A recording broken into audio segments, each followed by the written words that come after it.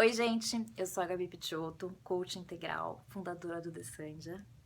E esse vídeo faz parte de uma série de vídeos que eu chamo de Bate Pronto, em que eu respondo algumas perguntas que, enfim, as pessoas que me seguem no The Sanja ou são alunos do meu curso Integral Way, o programa Insight, etc., me trazem.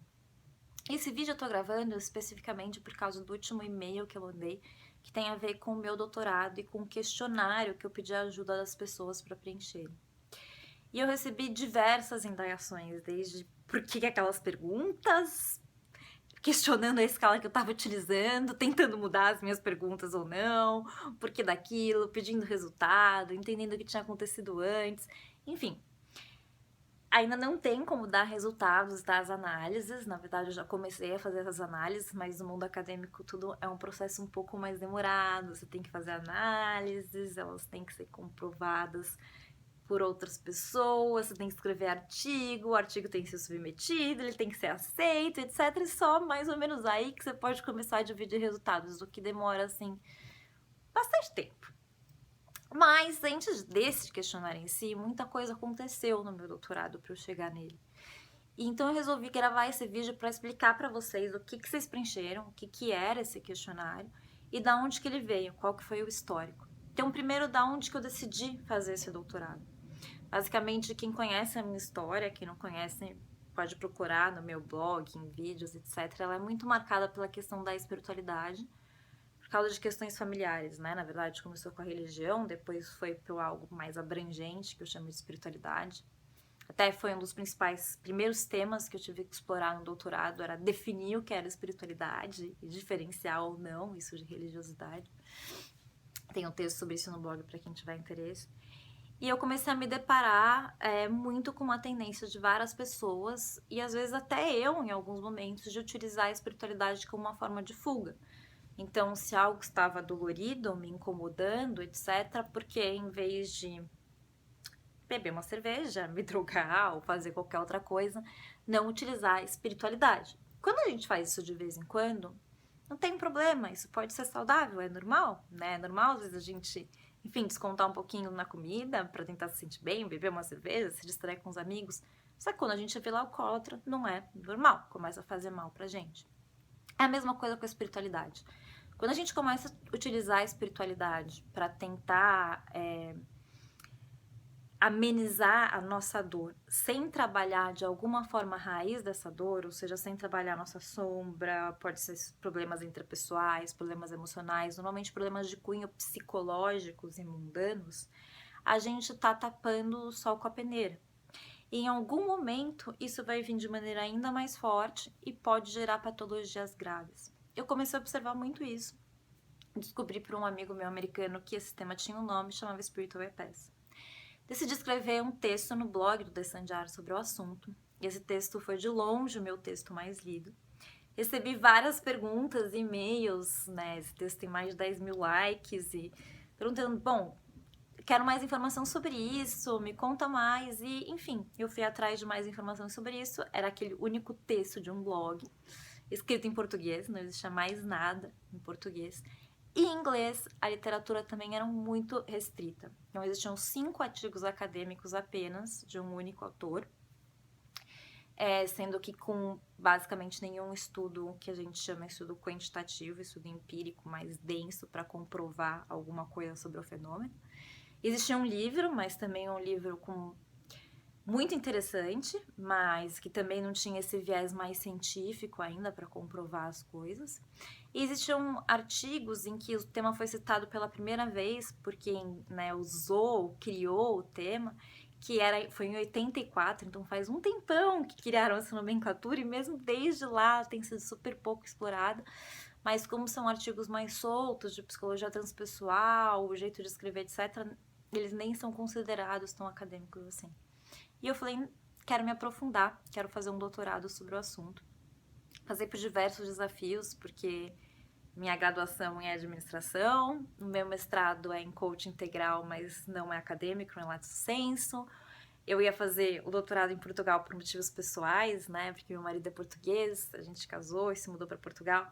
E esse é um tema, espiritualidade na psicologia em Portugal, que as pessoas não exploram. Mas enfim, consegui ser aceita pelo doutorado e aí começou a minha jornada.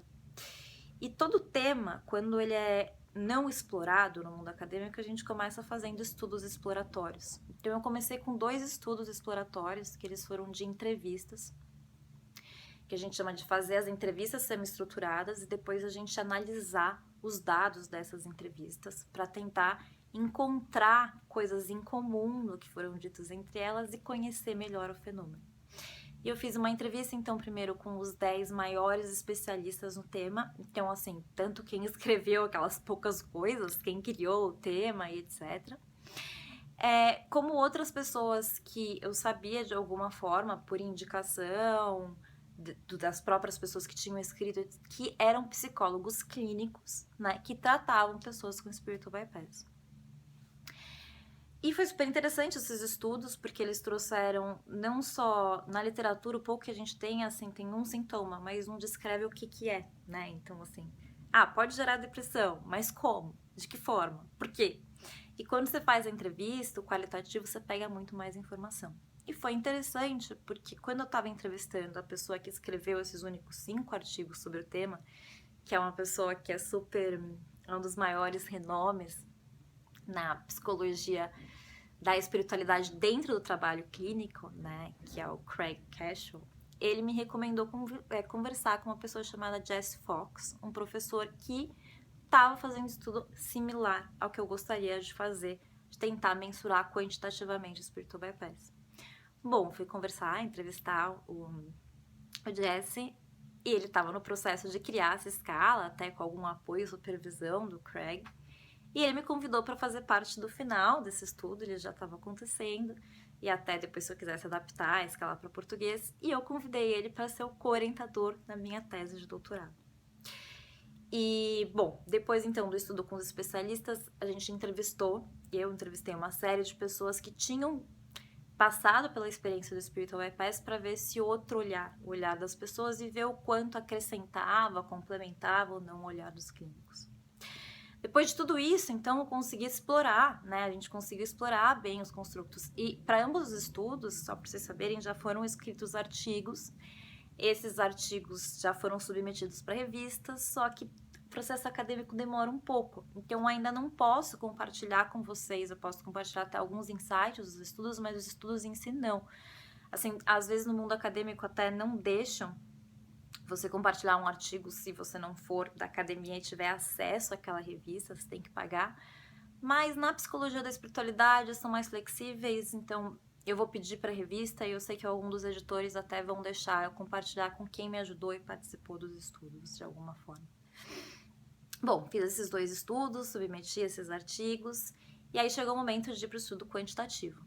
E ele começou, então, primeiro com uma adaptação dessa escala que a gente estava construindo quantitativa para mensurar o spiritual bypass, porque ela foi construída na realidade dos Estados Unidos, né, com a população americana, para a população brasileira. Então, você faz toda uma tradução da escala, que envolve 500 regras do mundo acadêmico, mas você testa num grupo piloto, que tem que ter um número mínimo, dependendo do tipo da escala. Para essa escala, eu escolhi 150 pessoas, para ver se ela tem as características psicométricas adequadas para a população. Basicamente, se ela funciona da mesma forma ou não.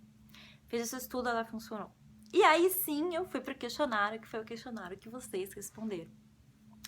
E esse questionário, ele tenta juntar algumas coisas. Quando eu fiz os estudos qualitativos, eu consegui perceber quais que eram os principais sintomas, consequências, causas do spiritual bypass.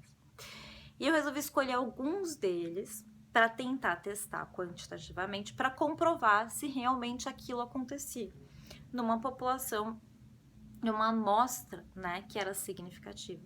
E por que eu tive que escolher alguns? Porque, enfim, a resposta do questionário foi de forma voluntária. Se eu resolvesse testar todos, pouquíssimas pessoas iam querer ficar horas e horas na frente do computador escolhendo várias escalas. E pra vocês saberem, é super difícil no mundo acadêmico a gente mensurar certas coisas, porque a gente não pode sair criando escalas. Né? Assim, criar uma escala, criar um instrumento é uma coisa que demora bastante tempo. Então, assim, eu já estava adaptando uma escala que a gente tinha criado para o português do Brasil. Então, eu não podia utilizar ou criar nenhuma escala nova, nem adaptar novas escalas. Eu tinha que usar escalas que alguém já tinha adaptado para a realidade brasileira, para fazer a correlação com essa escala, pelo menos nesse estudo. Senão eu teria que fazer estudos separados de adaptação, etc., que demoraria mais anos, basicamente, tá? E eu escolhi, então, correlacionar alguns temas que saíram com mais evidência. Basicamente, a questão, a gente usou uma escala que vocês responderam, quem respondeu o questionário, que mensurava depressão, ansiedade e estresse.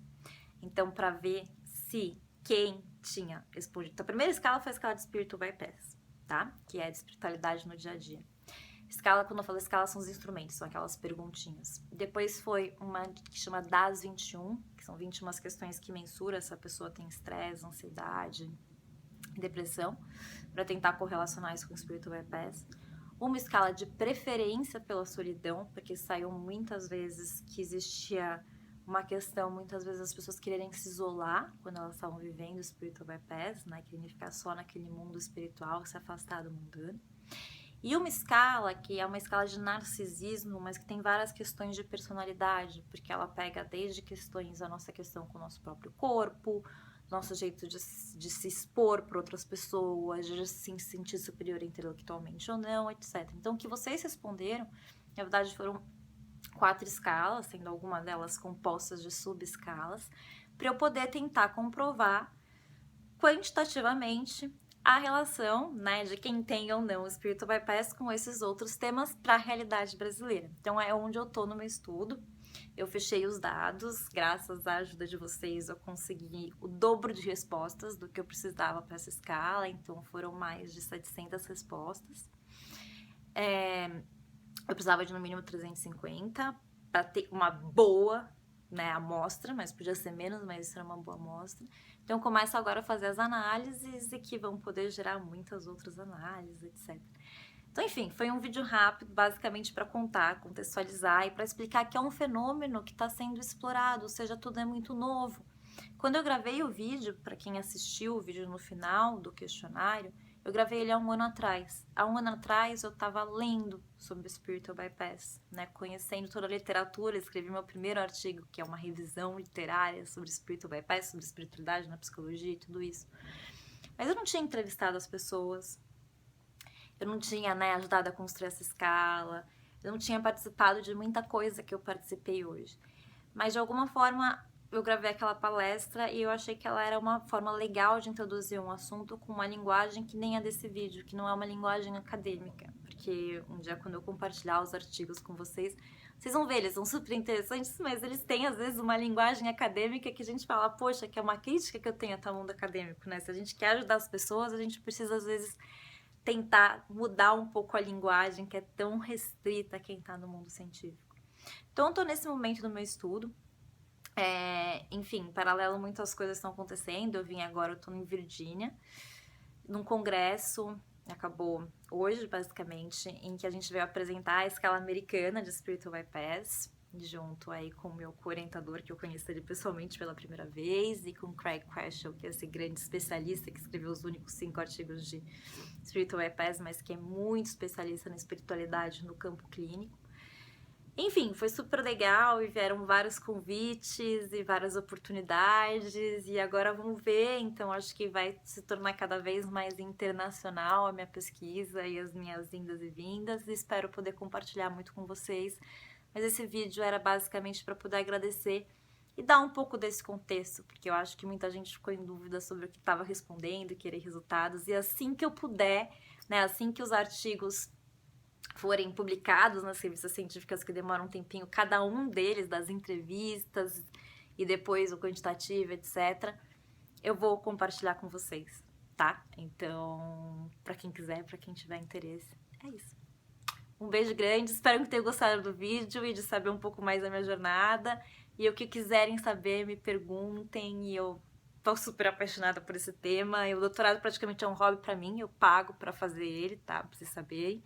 Porque eu vivo das coisas do Dessanjar, etc. Mas a paixão é tão grande que enfim, que é um prazer trabalhar essas várias horas extras para conseguir explorar esse tema. E o meu intuito é conseguir ajudar as pessoas a desenvolverem a espiritualidade de uma forma saudável. Porque eu acho que a espiritualidade é muito importante, assim como o trabalho psicológico e como a gente juntar as duas coisas.